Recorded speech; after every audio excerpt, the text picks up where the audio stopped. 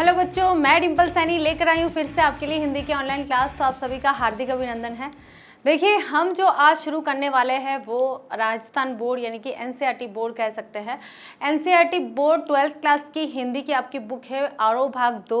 उसके अभी तक हमने पद्य भाग को कंप्लीट कर लिया है।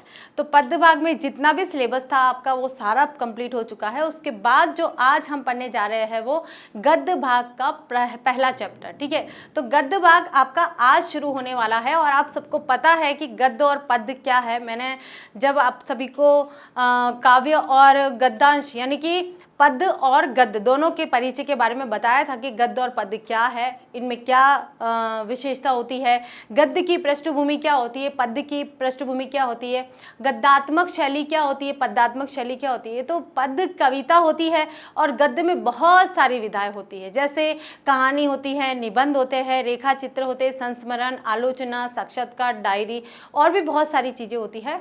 तो गद्यांश अब हमारा जो शुरू होने वाला है उसमें आपको कई विधाओं के अंदर आपको ये रचनाएं पढ़ने को मिलेगी अलग अलग लेखकों के द्वारा।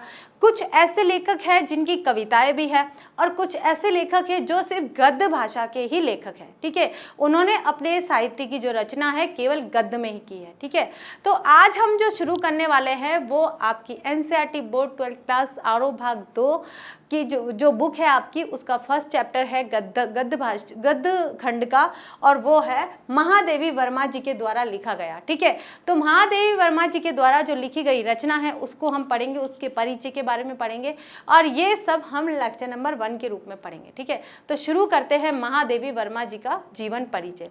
उससे पहले मैं आपको बताना चाहूँगी कि जब हमने काल पढ़े थे, यानी कि जब हमने ये हिंदी साहित्य का इतिहास पढ़ा था तो उसके अंतर्गत ये पढ़ा था कि 4 कालों में इसे विभाजन किया गया है। सबसे पहले आदिकाल, फिर भक्ति काल, फिर रीति काल, उसके बाद आधुनिक काल। अब आधुनिक कालों को भी अलग अलग भागों में बांटा गया था, भारतेंदु, द्विवेदी और फिर शुक्ल काल। शुक्ल काल को छायावाद काल भी बोला जाता है। ठीक है, तो देखिए जो छायावाद काल है वो 4 स्तंभों पर टिका हुआ था, यानी कि उसमें 4 साहित्यकार ऐसे थे जिनके साहित्य के दम पर छायावाद का प्रभुत्व इतना आगे बढ़ा था। ठीक है, उसमें देखिए सबसे पहले थे, मतलब चारों ही इम्पॉर्टेंट थे, उसमें ऐसा नहीं है कि पहले शिखर पे कौन था और अंतिम में कौन था, ऐसी बात नहीं है। लेकिन 4 व्यक्ति थे, उन चारों में देखिए पहला नंबर आता है जयशंकर प्रसाद जी का, दूसरा नंबर आता है सूर्यकांत त्रिपाठी निराला जी का, और तीसरा नंबर आता है सुमित्रा नंदन पंत का, और अंतिम जो नंबर आता है वो महादेवी वर्मा जी का। ऐसा नहीं है कि इन चारों का अलग अलग नाम अलग अलग क्रम में रखा गया है तो इनके स्तर में कोई कमी है, नहीं, लेकिन एक साथ एक जगह चारों का नाम नहीं लिख सकते। ये चारों ही छायावाद काल के स्तंभ कहे जाते हैं। उनमें से आज हम एक चौथे स्तंभ या फिर प्रथम स्तंभ भी कह सकते हैं जिनको पढ़ने वाले हैं, जिनका नाम है महादेवी वर्मा।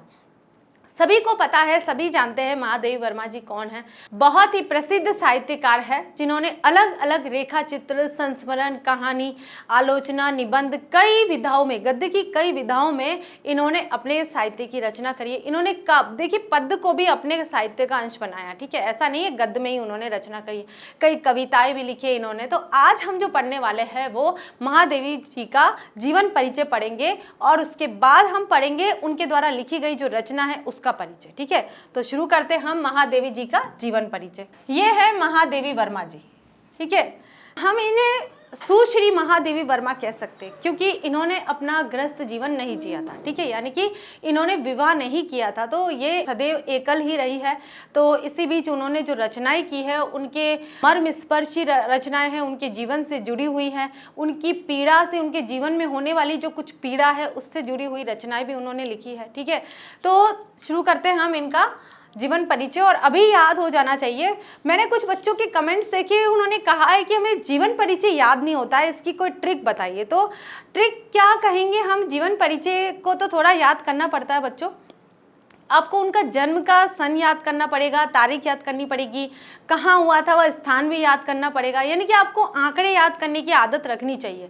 आगे आपको प्रतियोगी परीक्षा में बैठना है तो आपको अभी से आप आंकड़े और ये जो नाम स्थान होते हैं इन सबको याद करना चाहिए। रचनाएं भी थोड़ी थोड़ी आपको याद होनी चाहिए। तो आप जैसे 2-3 बार इसे पढ़ेंगे तो आसानी से सब कुछ याद हो जाएगा। ठीक है, तो मैं आपको अभी याद करवाने का प्रयत्न करूँगी, मैं कोशिश करूँगी अभी जस्ट आपको ये लेक्चर सुनते ही आपको याद हो जाए। है, ठीक है। तो देखिए महादेवी वर्मा जी, ठीक है, जन्म हुआ था कब? 1907 में। कब हुआ था? 1907 में फर्रुखाबाद उत्तर प्रदेश में इनका जन्म हुआ था। याद है सभी को? हो गया कि महादेवी वर्मा जी का जन्म 1907 ईस्वी में फर्रुखाबाद उत्तर प्रदेश में हुआ था, ठीक है। जन्म और स्थान आपको याद हो चुका है। अब देखिए आते हैं हम इनकी प्रमुख रचनाओं की तरफ। तो प्रमुख रचनाएं देखिए, काव्य संग्रह अलग लिखे थे उन्होंने, निबंध संग्रह अलग लिखे थे, संस्मरण अलग लिखे थे। तो और संस्मरण और रेखा चित्र, ये सारी चीजें इनके साहित्य की रचनाएं हैं, ठीक है। तो काव्य संग्रह में देखिए दीपशिखा और यामा, दीपशिखा और यामा इनकी अलग अलग काव्य संग्रह है। ऐसा नहीं है कि दीपशिखा एक कविता है और यामा एक कविता है, एक काव्य संग्रह है। इनमें दीपशिखा एक काव्य संग्रह में कई कविताओं का संकलन है, उसी प्रकार से यामा नाम का जो काव्य संकलन है उसमें कई कविताओं का संकलन किया गया है, ठीक है। तो ये दोनों काव्य संग्रह है। उसके बाद श्रृंखला की कड़ियां, आपदा, संकल्पिता, भारतीय संस्कृति के स्वर, ये इनके निबंध संग्रह है, ठीक है। निबंधों का संग्रह है ये जो हमने पढ़ी है, श्रृंखला की कड़ियां, आपदा, संकल्पिता और भारतीय संस्कृति के स्वर, ठीक है। उसके बाद देखिए आते हैं हम अतीत के चलचित्र, स्मृति की रेखाएं, पथ के साथी, मेरा परिवार, ये इनके संस्मरण और रेखा चित्र है। तो आप देखिए सबसे पहले उन्होंने कितनी विधाओं में साहित्य लिखा है? काव्य संग्रह जो पद्य में आता है, दीपशिखा और यामा, दो अलग हो गए, ठीक है। उसके बाद गद्य की विधाएं शुरू होती है, उसमें निबंध संग्रह में संकल्पिता, श्रृंखला की कड़ियां, आपदा और भारतीय संस्कृति के स्वर, ये चार आपको याद हो चुके। उसके बाद आते हैं हम संस्मरण और रेखा चित्र की तरफ। तो संस्मरण और रेखा चित्र में देखिए अतीत के चलचित्र, स्मृति की रेखाएं और पथ के साथी, मेरा परिवार, ये चार आपको याद हो चुके। तो मुझे लगता है ये अभी इतना जो एक पैराग्राफ बना हुआ है आपको अच्छे से याद हो गया। जन्म 1907 फर्रुखाबाद उत्तर प्रदेश में हुआ था। इनकी जो काव्य संग्रह है वो दीपशिखा और यामा है, ठीक है। और श्रृंखला की कड़ियां, संकल्पिता, आपदा और भारतीय संस्कृति के स्वर निबंध संग्रह है। अतीत के चलचित्र, स्मृति की रेखाएं, पथ के साथी और मेरा परिवार, ये इनके संस्मरण और रेखा चित्र का संग्रह आ गया। तो हो गया अभी इसी वक्त याद, ठीक है। आगे चलते हैं, हम पुरस्कार की बात करते हैं, ठीक है। तो इन्हें ज्ञानपीठ पुरस्कार मिला था और वो भी उनकी यामा नाम की जो काव्य संग्रह है उसके लिए, ठीक है। यानी कि ज्ञानपीठ पुरस्कार यामा काव्य संग्रह के लिए 1983 ईस्वी में यानी कि 1983 ईस्वी में उनको मिला था, ठीक है। उसके बाद उत्तर प्रदेश हिंदी संस्थान का भारत भारती पुरस्कार, क्योंकि ये उत्तर प्रदेश की रहने वाली थी और अपने राज्य स्तर पर भी उन्हें सम्मानित किया गया था। भारतीय ज्ञानपीठ पुरस्कार ये राष्ट्रीय स्तर का पुरस्कार है जो उन्हें यामा काव्य संग्रह के लिए दिया गया था 1983 में। उसके बाद उत्तर प्रदेश से या जो जिस राज्य से बिलोंग करती थी वहाँ के हिंदी संस्थान का उनको भारत भारती पुरस्कार मिला। अब देखिए पद्म भूषण, ठीक है, ये भारत का बहुत ही महत्वपूर्ण क्या कह सकते हैं सम्मान है, वो उन्हें मिला था। उनकी एक कृति थी यानी कि 1956 के लिए जो कुछ रचना करी थी उन्होंने, वो उसके लिए मिला था उनको, यानी कि पद्म भूषण 1956 ईस्वी में उन्हें प्राप्त हुआ था। किन्हें? महादेवी वर्मा जी को। और उनका देहांत हो गया था 1987 इलाहाबाद में, ठीक है। तो सभी कुछ याद है कि भारतीय ज्ञानपीठ पुरस्कार मिला था उनको यामा काव्य संग्रह के लिए 1983 ईस्वी में। उसके बाद उत्तर प्रदेश हिंदी संस्थान की तरफ से भारत भारती पुरस्कार मिला, पद्म भूषण 1956 में मिला और 1987 ईस्वी में इलाहाबाद में उनकी मृत्यु हो गई थी। तो ये तो हो गया उनके जीवन का परिचय।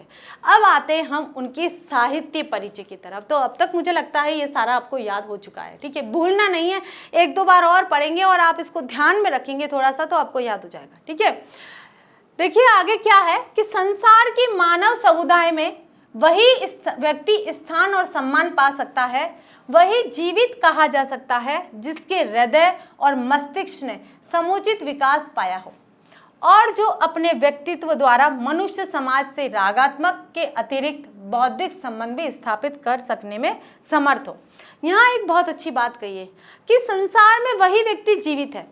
देखिए जीवित का मतलब ऐसा नहीं है कि सब मृत्यु को प्राप्त हो चुके हैं, ये बात नहीं कही गई है। साहित्य में एक अलग बात है कि संसार में वही व्यक्ति जीवित है जो परोपकार के लिए जिया है, जिसने दूसरों के दुख को अपना दुख समझा है, दूसरों की पीड़ा को समझने का प्रयत्न किया है, दूसरों के दुख को देखकर और स्वयं खुद दुखी हो गया है, वह व्यक्ति जीवित है, क्योंकि उसमें भाव है, राग है। ठीक है, अब इसके विपरीत हम देखते हैं, कुछ व्यक्ति ऐसे होते हैं कि दूसरे बहुत बाहर जाते हैं, बाहर बहुत सारी पीड़ा है, बहुत दुख है, बहुत ज़्यादा तकलीफ़ें हैं, उनकी तकलीफ़ों को देखकर उनके हृदय में कोई परिवर्तन नहीं होता है, भावना, वे भावुक नहीं हो जाते हैं, यानी कि उनकी तकलीफ़ों को देखकर वे व्यंग करते हैं, कमेंट करते हैं, ताना मारते हैं, या किसी तरह से कहते हैं इनका जीवन ही ऐसा है, ये मतलब स्वार्थ झलकता है चारों तरफ से, उनकी जो स्वभाव है उनका स्वभाव पूरा स्वार्थी हो गया है। तो ऐसे स्वार्थी जीवन जीने वाले लोग मृत्यु के समान हो जाते हैं, यानी कि वे मृत व्यक्ति के समान हैं, जिनके अंदर किसी प्रकार की भावना ही नहीं है। तो जो भावुक नहीं हो सकता है वह मृत व्यक्ति के समान है, और दूसरों के दुख को देखकर यदि वह भावुक हो जाता है, उसमें भावनात्मक कुछ विचार जागृत हो जाते हैं, तो वह जीवित अवस्था हो जाती है। तो यहाँ महादेवी जी वर्मा है, उनका जो जीवन था वो बहुत ही जीवित अवस्था वाला था। भले ही उनको अपने जीवन में किसी प्रकार का सुख प्राप्त नहीं हुआ, लेकिन उन्होंने अपने आसपास में होने वाली हरकतें और उनमें होने वाले परिवर्तनों को देखा, वहाँ की पीड़ाएं देखी, वहाँ का सामाजिक कुरीतियाँ देखी, मतलब कई तरह के ऐसे जीव जंतुओं को लेकर देखिए, प्रकृति को लेकर देखिए, भारतीय समाज के व्यक्तियों को लेकर देखिए, नारी को लेकर देखिए, दीन दुखियों को लेकर देखिए, या ग्रामीण समुदाय के लोगों को लेकर देखिए, सभी चीज़ों में उनका भरपूर योगदान है। उनके जीवन स्तर को आगे बढ़ाने के लिए, उनका उत्थान करने के लिए, उनको किसी प्रकार से सहयोग प्राप्त करने के लिए, यानी कि उनके दुख को जनता तक पहुंचाने के लिए उनके साहित्य का बहुत बड़ा योगदान साबित होता है। तो महादेवी वर्मा जी बहुत ही भावुक और भावनात्मक स्तर की महिला थी। उन्होंने जन समुदाय के दुख को अपने साहित्य का विषय बनाया। ठीक है, तो ये कौन कर सकता है? जो जीवित होता है। जीवित यानी कि जिसके मन में परोपकार की भावना होती है। ठीक है, आगे चलते देखते हैं। साहित्य सेवी, साहित्य सेवी यानी साहित्य को उन्होंने सेवा के क्षेत्र में देखा है। साहित्य में केवल ऐसा नहीं है कि उन्होंने किसी प्रकार की प्रसिद्धि पाने के लिए या कोई नाम कमाने के लिए उन्होंने साहित्य की रचना करी है, स्वतः ही, क्योंकि वे महिला थी, वे भावनात्मक महिला थी, भावुक महिला थी, इसलिए उन्होंने अपने आसपास के ऐसे संवेदनशील विषयों को चुनकर अपने साहित्य का विषय बनाया। तो साहित्य को एक प्रकार की सेवा दी है उन्होंने। ठीक है, और समाज सेवी, दोनों रूपों में महादेवी वर्मा की प्रतिष्ठा रही है। अब देखिए, साहित्य की सेवा कब हो सकती है? जब वह समाज की सेवी हो, समाज की सेविका हो। कोई भी व्यक्ति अगर साहित्य की सेवा करना चाहता है तो उससे पहले आपको उसको समाज की सेवा करनी होगी। समाज की सेवा करेगा तभी तो वह समाज के उस पीड़ा को, उस मर्म को स्पर्श कर सकेगा। यदि उस पीड़ा और मर्म को उसने अपने भावों से स्पर्श ही नहीं किया है, उसने जाना ही नहीं है, महसूस ही नहीं किया है, तो वो क्या साहित्य की रचना करेगा, क्या साहित्य में सेवा देगा? इसलिए साहित्य में सेवा देने के लिए समाज में सेवा देना अनिवार्य है। तो इन दोनों को महादेवी वर्मा की प्रतिष्ठा रही है। इन दोनों में महादेवी वर्मा बहुत ही प्रतिष्ठित कवि के रूप में या लेखिका के रूप में यहाँ पर व्यक्त हुई है। ठीक है, आगे देखिए।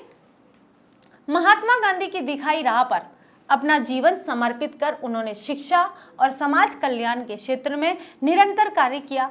नारी समाज में शिक्षा प्रसार के उद्देश्य से उन्होंने प्रयाग महिला विद्यापीठ की स्थापना भी की। देखिए, उत्तर प्रदेश में जब उन्होंने आसपास देखा कि देहाती समुदाय में या आसपास महिलाओं का बहुत शोषण हो रहा है, महिलाओं को शिक्षा से वंचित किया जा रहा है, तो उनको आगे बढ़ाने के लिए उन्होंने क्या करा? प्रयागराज है, वहाँ पर महिला विद्यापीठ यानी महिला विद्यालय की स्थापना कर दी, जिससे महिलाओं को आगे बढ़ने में प्रेरणा मिल सके, वे आगे बढ़ सके, किसी प्रकार से उनमें उनकी शिक्षा में कोई रुकावट ना आए। ठीक है, साहित्य जगत में महादेवी वर्मा की प्रतिष्ठा बहुमुखी प्रतिभा के रचनाकार के रूप में रही है। बहुमुखी यानी कि कई क्षेत्रों को, कई गद्य की कई विधाओं को लेकर, अपने आसपास के कई विषयों को लेकर उन्होंने अपने साहित्य की रचना करी है, तो उनको कहेंगे बहुमुखी प्रतिभा। ठीक है, आगे देखते हैं। अगर कविता के क्षेत्र में वह छायावाद के 4 स्तंभों में से एक मानी जाती है, जैसे अन्य कौन कौन से है? पहला स्तंभ तो हो गया महादेवी वर्मा। मैंने आपको पहले ही बताया कि महादेवी वर्मा का नाम आप पहले रखिए, दूसरे नंबर पे रखिए, तीसरे पे रखिए, चौथे पे रखिए। उनके साहित्यिक स्तर पर कोई प्रभाव नहीं पड़ेगा। इन चारों को एक स्तंभ कहा गया है। स्तंभ कैसा होता है कि 4 स्तंभ बनाए जाते हैं कि एक स्तंभ ये रहे, अब कोई एक यहाँ पर एक लकीर बनाई है, यानी कि एक यहाँ पर कोई छत बनाई है, उस छत के लिए चारों स्तंभों का होना आवश्यक है। चाहे आप इसे हटा दो तो ये एक तरफ से गिर जाएगा। ऐसे ही अब साहित्य की बात करें तो इन साहित्य के जो चार स्तंभ हैं जिन पर छायावाद का साहित्य खड़ा है, छायावाद का पूरा युग खड़ा है, तो उन युग में चार स्तंभ कहे जाएंगे, चार कदम कहे जाएंगे, चार हाथ कहे जाएंगे, चार लोगों का योगदान कहा जाएगा और वो भी पूरा समान रूप से कहा जाएगा। उनमें से एक महादेवी वर्मा है, दूसरे सूर्यकांत त्रिपाठी निराला जी है, और सुमित्रा नंदन पंत है, जयशंकर प्रसाद है और सूर्यकांत त्रिपाठी निराला जी। इस प्रकार से चारों का यहाँ पर उल्लेख किया गया है। तो मानी जाती है तो अपने निबंधों और संस्मरणात्मक रेखा चित्रों के कारण एक अप्रतिम गद्यकार के रूप में उनकी चर्चा होती रही है।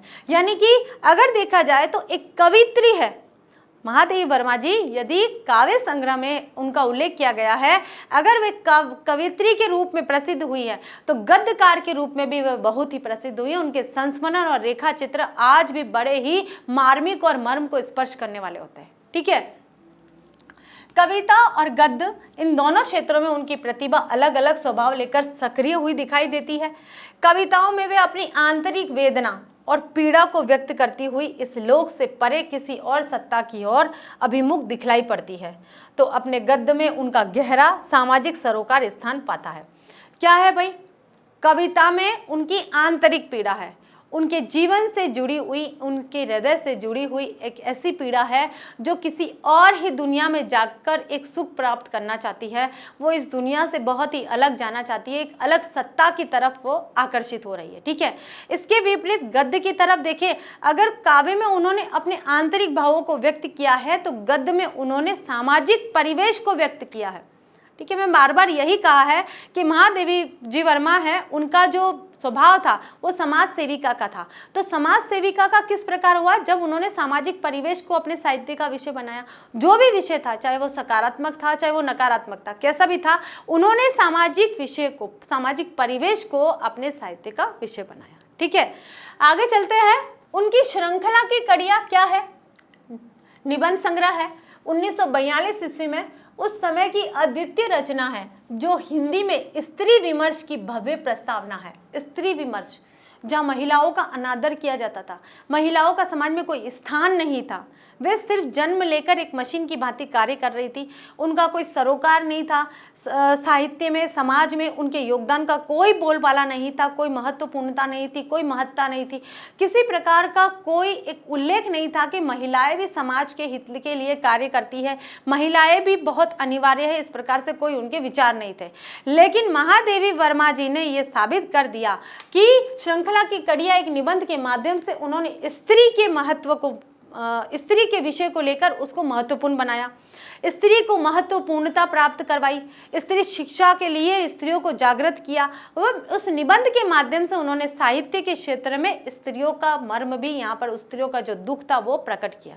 ठीक है, आगे देखिए। उनके संस्मरणात्मक रेखा चित्र अपने आसपास के ऐसे चरित्रों और प्रसंगों को लेकर लिखे गए हैं जिनकी साधारणता हमारा ध्यान नहीं खींच पाती, लेकिन महादेवी जी की मर्मभेदी और करुणामय दृष्टि उन चरित्रों की साधारणता में असाधारण तत्वों का संधान करती है। साधारणता में असाधारण तत्व कैसे हुआ? बहुत ही साधारण सा कोई दृश्य दिखाई दे रहा है हमें, समाज में होने वाला कोई एक पारिवारिक जीवन है, या कोई किसी महिला की स्थिति है, या किसी व्यक्ति का कोई सामाजिक जीवन है, या कोई उसकी दिनचर्या है, साधारण तौर पर चल रही है। लेकिन महादेवी जी अपनी उस प्रखर दृष्टि से उस व्यक्ति को देखती है, उसके जीवन को देखती है और उसमें असाधारण तत्वों का समावेश करके उसे साहित्य का नाम दे देती है। ठीक है, तो ये प्रतिभा किनमें है? महादेवी वर्मा जी में। ठीक है, इस तरह समाज के शोषित पीड़ित तबके को उन्होंने अपनी गद्य रचनाओं में नायक तत्व प्रदान किया। उनके इस प्रयास ने हिंदी के साहित्य समाज पर ऐसा गहरा असर डाला कि संस्मरणात्मक रेखा चित्र की विधा के लिए शोषित पीड़ित आम जन को विषय वस्तु के रूप में मान्यता मिल गई। संस्मरणात्मक यानी कि उनके जीवन में, उनका जीवन एकाकी बीता, लेकिन कई बार उनके जीवन में ऐसे ऐसे लोगों से सामना हुआ, उनका ऐसे ऐसे लोगों का प्रवेश हुआ जो उनके जीवन को बहुत हिला देते थे, उनकी तर्क शक्ति को हिला देते थे। जैसे भक्तिन नाम की थी, या फिर पशु पक्षी में देखें तो गौरा नाम की एक गाय थी, और भी बहुत सारी चीज़ें हैं। बहुत सारी ऐसी महिलाओं के बारे में, ऐसे गरीब तबके के बारे में उन्होंने यहाँ पर अपने साहित्य में स्थान दिया है, जिसमें समाज की मर्म स्थिति का यहाँ पर वर्णन किया गया है। ठीक है, यानी कि कहा है कि हिंदी साहित्य समाज पर ऐसा गहरा असर डाला है उनके संस्मरणों ने। और संस्मरण किससे जुड़े हुए थे? शोषित समाज से, जिनका शोषण हो रहा था। ठीक है, जिनका शोषण हो रहा था उन पहलुओं को उन्होंने अपने साहित्य का विषय बनाया, और उसमें भी संस्मरण और रेखा चित्र ज़्यादा रचे गए हैं। ठीक है, आगे देखिए भक्तिन महादेवी जी का। अब यहाँ पर देखिए आपका जो पाठ्यक्रम है उसके अंदर महादेवी जी का एक संस्मरण है जिसका नाम है भक्तिन। उस भक्तिन का यहाँ परिचय दिया गया है कि भक्तिन नामक जो संस्मरण है उसका क्या परिचय, किस उपलक्ष्य में वो लिखा गया है। ठीक है, भक्तिन महादेवी जी का प्रसिद्ध संस्मरणात्मक रेखा चित्र है जो स्मृति की रेखाएं में संकलित है। कहाँ से लिया गया है? उनका एक संग्रह है स्मृति की रेखाएं, जो संस्मरणात्मक रेखा चित्र है। ठीक है, इसमें महादेवी जी ने अपनी सेविका भक्तिन के अतीत और वर्तमान का परिचय देते हुए उसके व्यक्तित्व का बहुत ही दिलचस्प खाका खींचा है। खाका का मतलब एक रेखा खींची है, एक ऐसा चित्र खींचा है शब्दों के माध्यम से, जिससे पता चलता है कि भक्तिन किस प्रकार की महिला थी। ठीक है, उसके बाद देखिए महादेवी के घर में काम शुरू करने से पहले उसने कैसे एक संघर्षशील, स्वाभिमानी और कर्मठ जीवन जिया, कैसे पितृसत्तात्मक मान्यताओं और छल छद्म भरे समाज में अपने और अपनी बेटियों के हक की लड़ाई लड़ती रही, और उसमें हार कर कैसे जिंदगी की राह पूरी तरह बदल देने के निर्णय तक पहुंची। ये था भक्तिन का जीवन परिचय की जो आज हम संस्मरणात्मक रेखा चित्र पढ़ने वाले हैं। जो संस्मरण पढ़ने वाले हैं जिसका रेखा चित्र खींचा गया है वह महिला है भक्तिन, जो महादेवी जी की एक सेविका थी। और सेविका होने के बाद उन्होंने, जब उनसे कोई वार्तालाप हुआ और उस वार्तालाप में उन्होंने बताया कि इन्होंने जो भक्तिन थी उसने महादेवी जी को बताया कि भाई उनका जीवन किस प्रकार का था, तो उस भक्तिन के भूतकाल यानी कि अतीत के और वर्तमान समय में किस प्रकार उसने तालमेल बिठाया, कैसे संघर्ष करके अपनी बेटियों और अपने हक की लड़ाई लड़ी, ये सारी चीज़ें इसमें बताई है। तो इसी को शुरू करेंगे हम कि कैसे भक्तिन, हम हमारा जो भक्तिन संस्मरण है उसमें पढ़ेंगे और देखेंगे, जानेंगे कि कैसा रेखा चित्र खींचना है, रेखा चित्र क्या होता है, उसमें मैं आपको और अच्छे से बताऊंगी। ठीक है, तो ये था आज हमारा भक्तिन नामक जो संस्मरण लिखा गया है महादेवी वर्मा जी के द्वारा, उसका परिचय और महादेवी जी का परिचय जो आपको याद हो चुका है अच्छे से। एक बार फिर से रिपीट करते हैं कि उनका जन्म कब हुआ था? 1907 फर्रुखाबाद उत्तर प्रदेश में हुआ था, और निधन 1987 इलाहाबाद में हुआ था। ठीक है, उनकी जो प्रमुख रचनाएं हैं वो है निबंध संग्रह है उनके कुछ उनके काव्य संग्रह है, दीप शिखा और यामा उनके काव्य संग्रह है। ठीक है, यामा के लिए उनको 1983 में ज्ञानपीठ पुरस्कार प्राप्त हुआ है। ठीक है, पद्म भूषण 1956 में प्राप्त हुआ उनको। ठीक है, और उत्तर प्रदेश की तरफ से उनको हिंदी संस्थान भारत भारती पुरस्कार भी प्राप्त हुआ है। तो इस तरह से ये था उनका संक्षिप्त जीवन परिचय और उनकी जो रचना है भक्तिन का संक्षिप्त जीवन परिचय। ठीक है, तो आगे के लेक्चर में हम फिर से लेकर आते हैं इसी पाठ को, यानी कि भक्तिन नामक जो महिला है उसके रेखा चित्र को लेकर आते हैं और देखते हैं किस प्रकार की महिला थी, महादेवी जी के जीवन में वो कैसे आई, कैसे उनका जीवन उसके आगमन से थोड़ा परिवर्तन हो गया। ये सारी चीज़ें हम उस लेक्चर में पढ़ेंगे। तब तक के लिए थैंक यू।